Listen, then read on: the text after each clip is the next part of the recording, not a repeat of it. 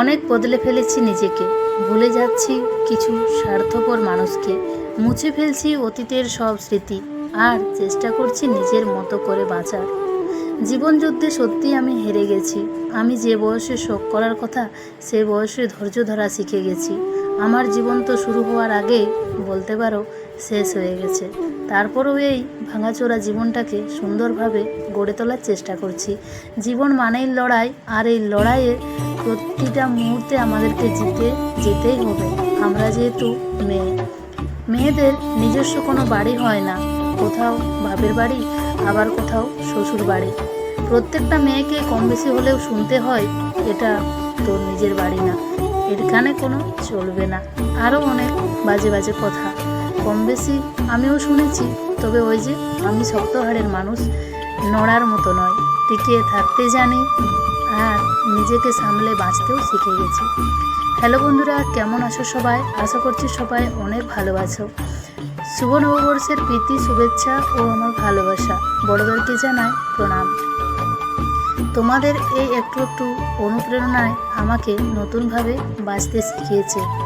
এই প্ল্যাটফর্মে আমি এসেছিলাম আমার হাজব্যান্ডকে ভালো রাখার জন্য, আর এখন আমি নিজেই ভালো থাকি শুধুমাত্র এই ইউটিউবে কাজ করার জন্য। যখন একটু একটু করে ভেঙে যায়, তখন এই ইউটিউবেই আমাকে আবার গড়ে তোলে।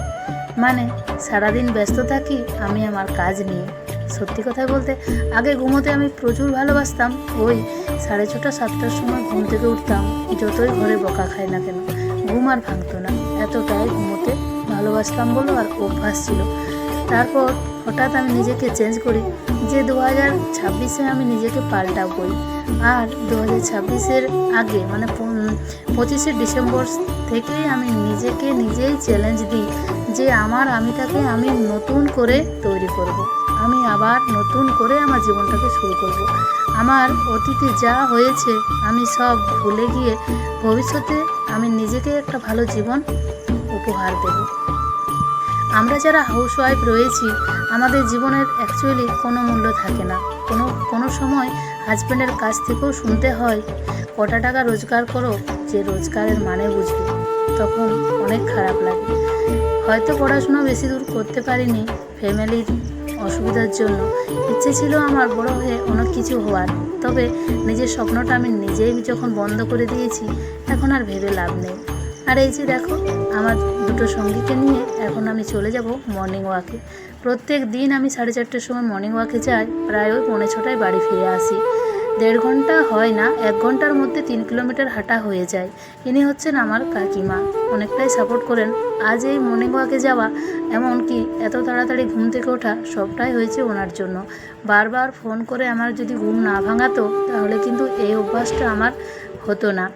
আর মর্নিং ওয়াকের মতো বেনিফিট কোনো কিছুতে পাওয়া যাবে না। প্রায় আমাদের শরীরে কম বেশি সবারই এখন শরীরে কিছু না কিছু প্রবলেম রয়েছে। আমারও একটা প্রবলেম রয়েছে, যেটা ডাক্তারেও ভালো করতে পারে না।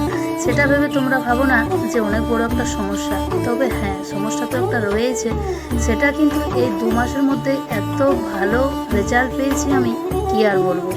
1 ঘন্টা হাঁটার কোনো বিকল্প নেই। আমরা প্রায় 40 থেকে 50টা বেনিফিট পেতে পারি। যাই হোক বন্ধুরা, মর্নিং ওয়াক করে আর নিজের জন্য টাটকা টাটকা সবজি নিয়ে এসেছি। আর এই পেঁপেটা দিয়েছে হচ্ছে আমার বান্ধবী, তো আজকে সেটাই বানাবো জলখাবারে। আর 1 কিলো টমেটো নিয়েছি, আর ওই 4 কিলো মতো আলুটা তোমাদেরকে শেয়ার করলাম না, গুছিয়ে রেখে দিয়েছি জায়গা মতো। আর এখানে পেঁপেটাও কেটে নিয়েছি। তোমরা যারা বড় ভিডিও দেখতে পছন্দ করো না, তাদের জন্য স্পেশালভাবে আমি ছোট ছোট ব্লগগুলো বানাচ্ছি। যদি তোমাদের কোনো অংশে ভালো লেগে থাকে, অবশ্যই আমার চ্যানেলটিকে সাবস্ক্রাইব করে একটা লাইক কমেন্ট করে যেও। তোমাদের একটা লাইক একটা কমেন্টেই আমার ইউটিউব চ্যানেলে অনেক অনুপ্রেরণা দেয়, মানে পরের দিন ভিডিও বানাতে ভালো লাগে। এই জার্নিটা শুরু করেছিলাম প্রায় 2021-এ, এখনও টিকে রয়েছি ওই একটু একটু করে। মানে বলতে পারো 2 পা আগায় 4 পা পিছিয়ে যায়। তবে এই জায়গাটা হচ্ছে ভীষণ ভালো থাকার জায়গা, নিজেকে ভালো রাখার জায়গা, গুছিয়ে কাজকর্ম, এমনকি নিজেকে একটু সময় দেওয়া। আর রয়েছে যেখানে আমি 10 মিনিট আড্ডা দিতাম, সেখান থেকে বঞ্চিত হয়ে এখন আমি আমার ফোনের কাজ করি, যেমন এডিটিং করা, ভয়েস দেওয়া, ভিডিও পোস্ট করা। এখন আমি সবটাই নিজের হাতে করি। আগে আমার ছেলেমেয়েরাকে এডিটিং করে দিতে হতো, আমি অত ভালো করে এডিট করতে পারতাম না, মানে একটা এডিট করতে গিয়ে আর একটা ডিলিট করে ফেলতাম। প্রায় 1 মাস অভ্যাস করার পর এখন আমি ভালোভাবে এডিট করতে পারি। তোমরা যারা নতুন ভিডিও বানাচ্ছ অবশ্যই বানাতে পারো, এটা নিজের কাজ। বাড়িতে বসে আমরা হাউসওয়াইফ হয়ে যদি কিছু করতে পারি এর থেকে ভালো কিছু হতে পারে না। আমরা বাইরে যাচ্ছি না, নোংরামো কোনো ভিডিও বানাচ্ছি না। সোশ্যাল মিডিয়াও বুঝতে পারবে যে হ্যাঁ ভদ্রভাবেই ভিডিও বানাই। সময় লাগলে লাগুক, কিন্তু নিজের সম্মান নিজের কাছে। নিজের সম্মান বজায় রেখে যদি কিছু করতে পারি তাহলে ভালো, না পারলে আরও ভালো। তো আজকে জলখাবারে বানিয়েছিলাম গরম রুটি, সাথে এই যে একটা পেঁপে আলু তরকারি। পেঁপে যেহেতু তাড়াতাড়ি সেদ্ধ হতে চায় না, সেই জন্য কুকারে 2 সিটি দিয়ে মশলাটা কষে তারপর রান্নাটা করছি।